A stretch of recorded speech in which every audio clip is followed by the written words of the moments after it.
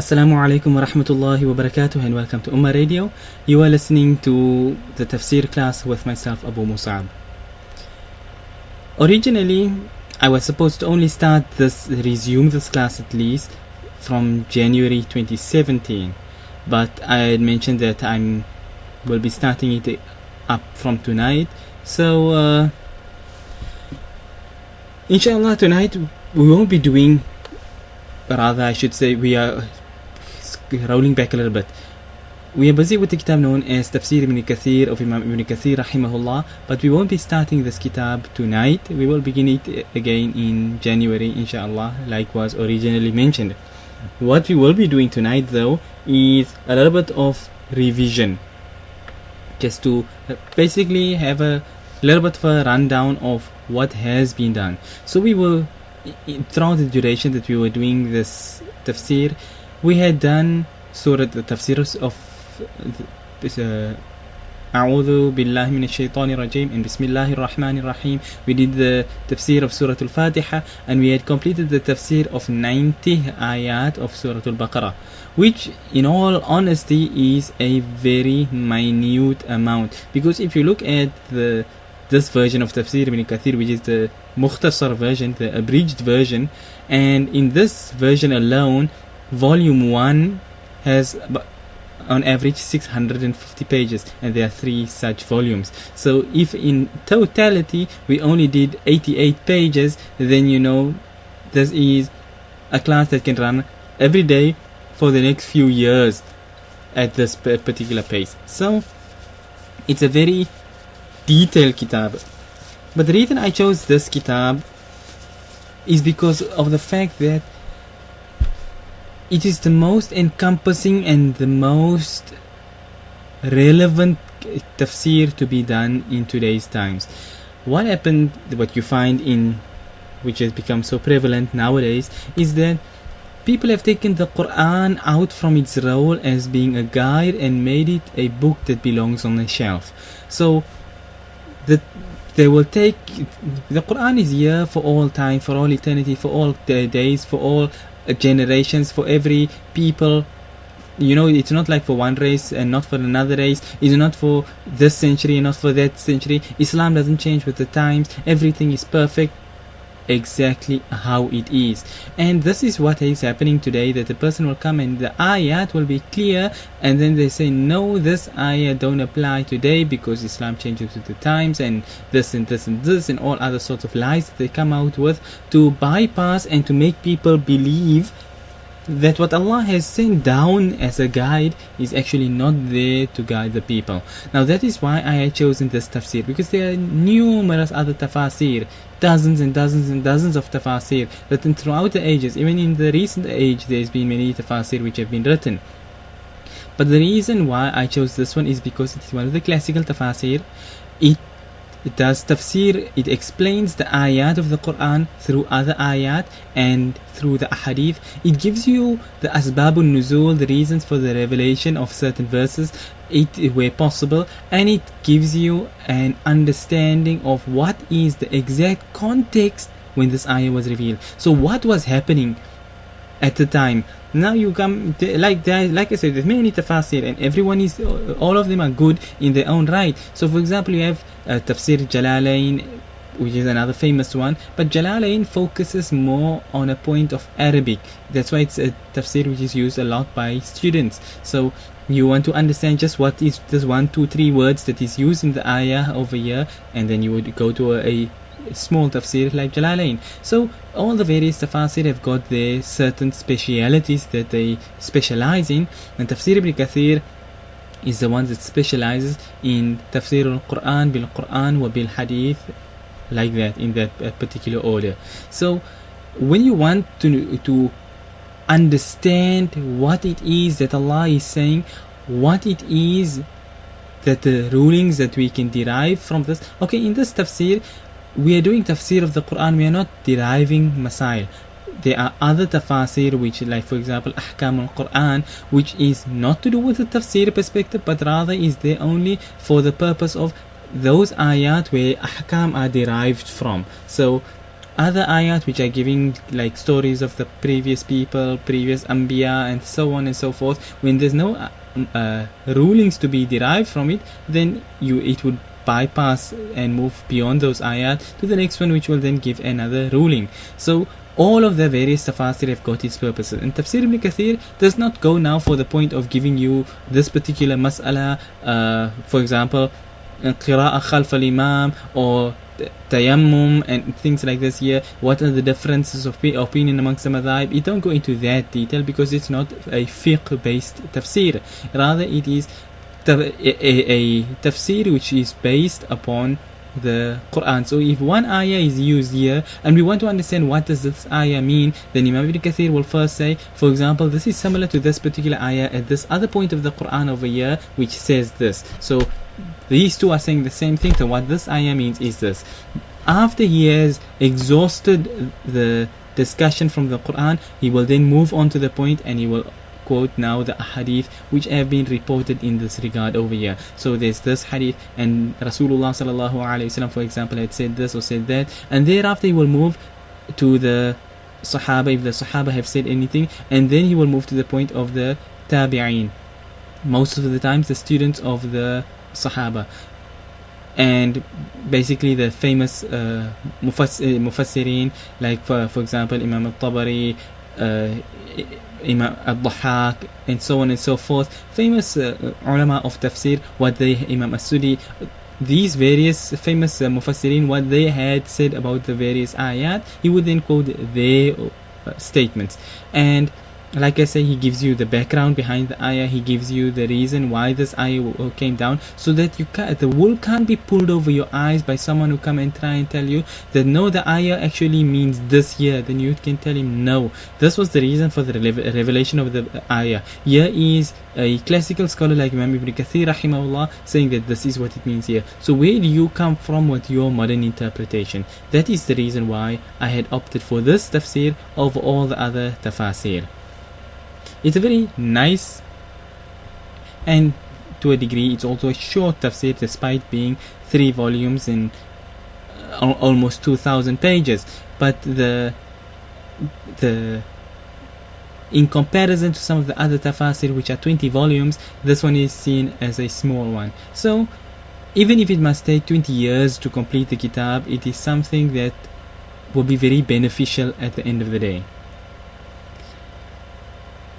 We've been going very slow in our classes over here, especially because we have not been doing tafsir for the last few months because of focusing on pushing the fiqh to finish off Nurul Idah so that we can begin a new class in the new year, inshallah. So that is the reason why the tafsir was put on the back burner, so that we can come to a close, so that more time can be dedicated to the individual kitabs rather than doing a little bit here and a little bit there, and you're doing 1-2 classes a month and stuff like that. So therefore that was the reason why we had taken a break from the tafsir. But anyhow, as of today, inshallah, it officially begin once more, but like I say, only from January, inshallah. Let me see out these tafsir classes we do on the every Saturday. So although next Saturday will be 31st of December, we'll skip that a day and we'll start the tafsir officially, continuing on from this very point on page 88 of this particular print of volume number 1 on Saturday the 7th of January 2017, inshallah.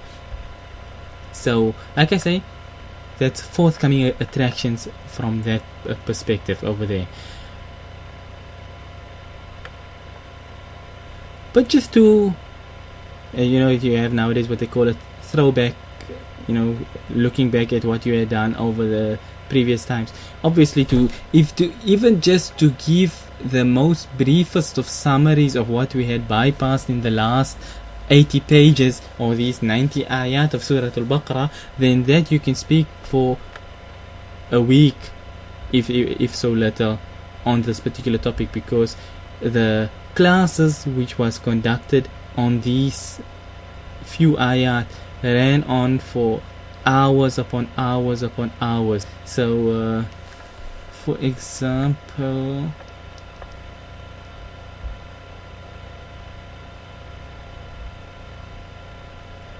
let's see what are we looking at over here.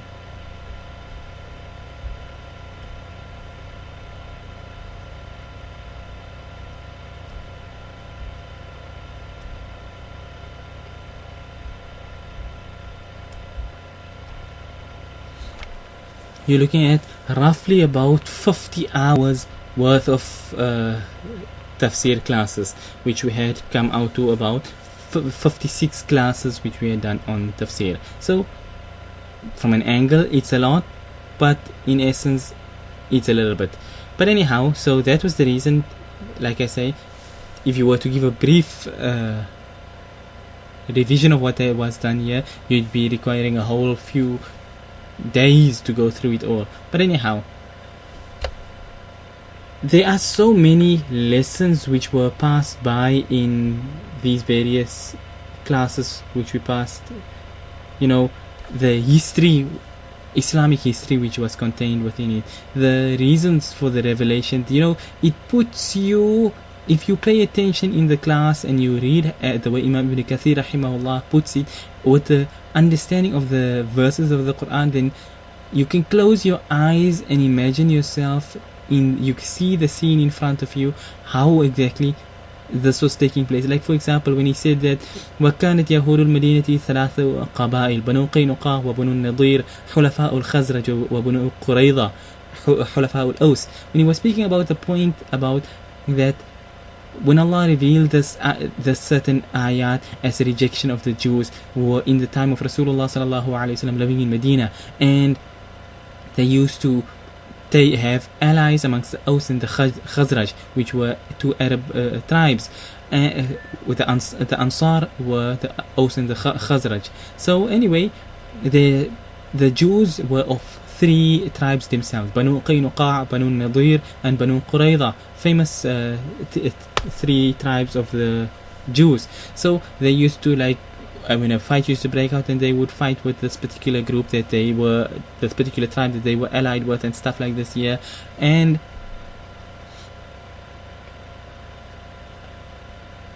you know,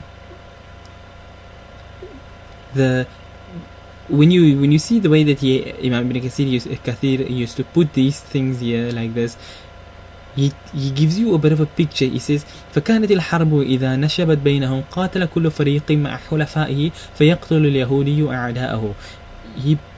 He's giving it to you matter of fact, but if you look in your mind's eye, you can see the scene in front of you. So he's saying that here, for example, this group, they were allied with the Aus tribe, and this other group, they were allied with the Khazraj. So Aus and Khazraj, before Islam, they used to have a lot of fights and battles between them. So when a fight used to break out between them, and they used to have their wars and skirmishes, then each of these Jewish tribes that they were allied with, they would join their allies and fight against one another. So the Banu Qaynuqa and Banu Nadir, who were allied to Khazraj, would fight against Banu Qurayza, who was allied to Aus, even though they were all Jews and they themselves had no problem with one another, but because they were part of, as you can call it, a United Nations, they had to join in with their allies, and or rather they would join in with their allies, and they would end up killing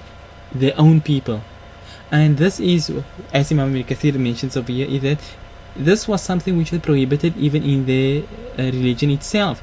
And they would obviously twist their deen, brush things under the carpet, and do things, by hook or by crook, to justify their things that they used to do. So they used to kill their people, plunder their wealth, destroy their houses, take their wives and children as slaves. And these were, think of it in this way, that at the time they were like supposedly supposed to be the Muslims before the advent of Islam. So think of it in this sense, that there were supposedly two Muslim groups. Okay, we can put it in a modern context. Let's say here you have America and Russia, all the kuffar, they are one millah. But anyway, let us assume that there was this Cold War and America and Russia were supposedly fighting against one another. Then you have Turkey, who's allied with America, and Saudi, who's allied with Russia, even though they're both all allied with one another. But let's just assume it was like this. Then Saudi, okay, they're not even Muslim, nor are the Turks for that matter, who are fighting and killing Muslims, but I'm giving an example just. So here you have supposed Muslims on one side and supposed Muslims on another side, and then for the sake of their masters, they fight their proxy war, and they end up supposed Muslim killing supposed Muslim. So this is basically what is taking place, and they would justify their behavior and, you know, find excuses and try and twist the Torah itself in order for them to do all of these sort of things here. So it's a very nice tafsir. For those who've attended any of the classes or who have read anything of this tafsir, you will agree that from a tafsir perspective, it's one of a kind. Let's see, just got a question over here, or place a message, I should say. Okay, now off the topic. So anyway, just to touch on what was the broad topics, the entire Surah Al-Baqarah, right from the beginning, you know, even if you look at the name Surah Al-Baqarah, Baqarah means the cow, the calf, rather, let me put it this way. And the surah gets its name from the calf that the Jews were commanded to slaughter.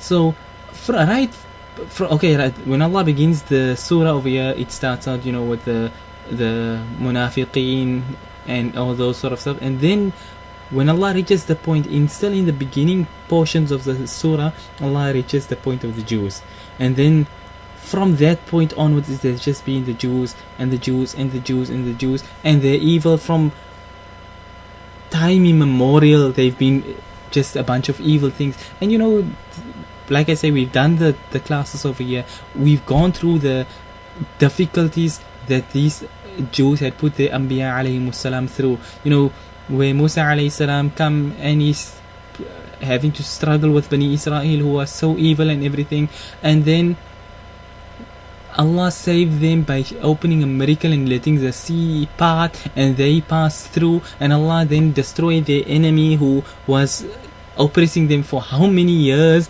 Fir'aun and his entire army, and Allah gives them everything, and then they just come out on the other side of the sea. They cross the ocean, Fir'aun them are dead, and what do they see? Yeah, they see some people, they come across new people now, mushrikeen, who are sitting and worshipping idols. So they've just been saved from such a calamity, such trials and tribulations and stuff like this here, and they see these people worshipping idols, and they say, "Oh Musa, make for us idols like this so that we can also worship idols." I mean, you know, to think, imagine, put yourself in the shoes of Musa alayhi salam, and you have to think these are your people. You struggled so with them. It was like, or it was already a task to get them to follow Musa alayhi salam, to come to the point. And they said, you know, it's like when they were approaching the sea, and the sea had not parted, it was like you were heading down a dead end, and the Jews started, you know, we are going to be killed here, they're going to catch us and kill us all. And Musa alayhi salam said, no, Allah is with me, Allah will make a way. And then Allah now told Musa alayhi salam, strike the sea with your staff, and when he did so, the sea split open. But anyhow, that's how it was. It was like dragging them, pulling, kicking and screaming right through all the time. Every Nabi that came to them, they had problems with them, they killed them, they insulted them and stuff like this all the time. And those who were the supposed Muslims put the Anbiya alayhi salam, like Musa alayhi salam, through so much difficulty, time and time again, that, you know, they had to be reprimanded and come right, and reprimanded and so-called come right, over and over and over like this the whole time. That you read these ayat, you hear the tafsir of it, and you think, subhanallah, how did Musa alayhi salam actually put up with these people for so long? Other person will say, Allah, kill the whole lot of them already, the way their evilness was. But anyhow, the majority of Surah Al-Baqarah, of this entire portion that we had done over here, all was dealing with the Jews. Like I said, there was the point of the munafiqeen as well, but for the most part, the ayat was dealing with the point of the Jews, that the Jews, they did this and they did that, and Allah gave them this command, and they changed the command of Allah and they started doing this, and so on and so forth. So that's what the bulk of the tafsir which we had done over all this time was about. And that's one thing, like I mentioned before, it's our principle that al-ibratu li'umum al-lafz la li khusus al-sabab. This is one of our principles we have, that we take lesson from the unrestricted nature of the words, not because of the and we don't restrict ourselves to the specific reason for the revelation of this particular verse.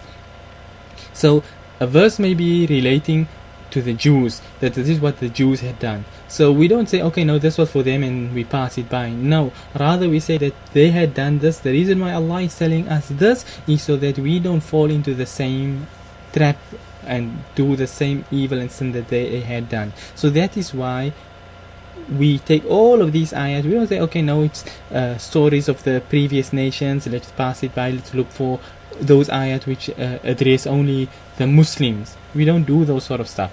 So there's a lot of benefit in this tafsir, like there's benefit in everything of the deen.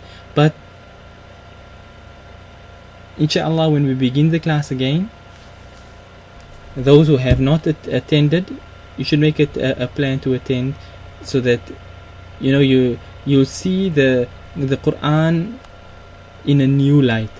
It's one thing when you read just the Arabic and you don't understand what it is you are reading, or you hear a lecture and somebody speak a little bit here and there about an ayah, or maybe you hear these other ones and they give you their own deviated opinions and their own made up tafsir, as they call it, of the ayat based on their own personal opinions. Or you have those who fabricate a newfangled so-called tafsir, which they call it the tafsir for the times, as like they want to claim Islam changes with the times. So they want to come along with a thing like this and make it seem as though this is justified in Islam, as though the Quran, when Allah says that this Quran is a guide, that there's no doubt in this Quran, Hudal lil Muttaqeen and stuff like this. They know this was for those times. And many people who listen to the famous scholars for dollars of today, you would have heard this statement before. This ayah, it was for that time. This was for that time. For that time. They all come out with a thing like this. When did Allah say that this was for that time and not for this time? Where did Allah say that this verse does not apply to you? Where does this come from? Where does it say that this Quran is a guide for you people here in Arabia, and it won't be applicable no more in the 21st century? Where does this come from? When Allah said that this is how it is and we will protect it, نحن نزلنا الذكر وإنا له لحافظون, we have revealed it and we will protect it, and it will be like this until the end of time. So where do you come on with these things? But unfortunately, because the regular lay people don't know any better, they listen to these deviated scholars for dollars and they get misled by them as a result. So doing tafsir is something which is very important, and I cannot stress its importance enough. There are many aspects of the deen which are necessary even for the normal layman in the street. Fine, there are things such as usul, which is nice to know, but it's not necessary for the ordinary layman in the street. But to have an the tafsir, fiqh can sometimes be difficult when you go advanced, and it will go over the heads of the normal people. Mustalah al-hadith is technical terms for ulama, not for the layman, so obviously that goes over his head as well. But the tafsir of the Quran is something that every single person can relate to. You can listen to an ayah, listen to the explanation which is derived from it, and then see how you can practice upon this in your own life. And just by listening to it, your knowledge of Islam grows. So it is the one class, the one topic that anybody can benefit from it. You don't have to be of a certain level, you have to study this or know Arabic or anything of the sort.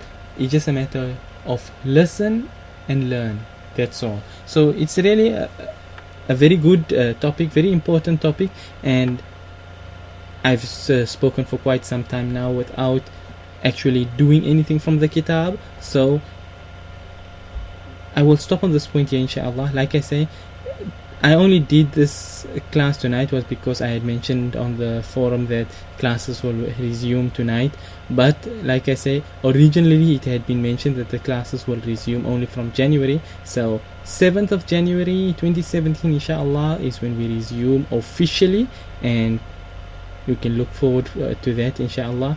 But tonight was just a reintroduction to the topic of tafsir, and basically to say that we won't do class tonight, we're going to do it in January. So with that being that, we'll end here for tonight, inshallah. And like I say,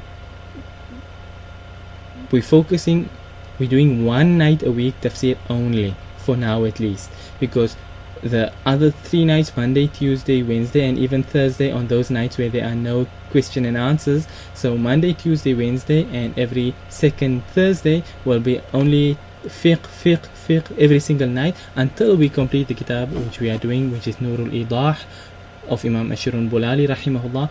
Thereafter, inshallah, hopefully we finish it early in January 2017, so that we can give sufficient time for for the advertising, to let people know about the new class which we hope to begin at least in February, inshallah, so that we can get maximum benefit, maximum exposure, so that more people can benefit from the classes. But until then, that will be only New Year's 2017 stuff. For now, we end on this point. وصلى الله وسلم وبارك على نبينا محمد سبحان الله وبحمده سبحانك اللهم وبحمدك نشهد أن لا إله إلا أنت نستغفرك ونتوب إليك. والسلام عليكم ورحمة الله وبركاته.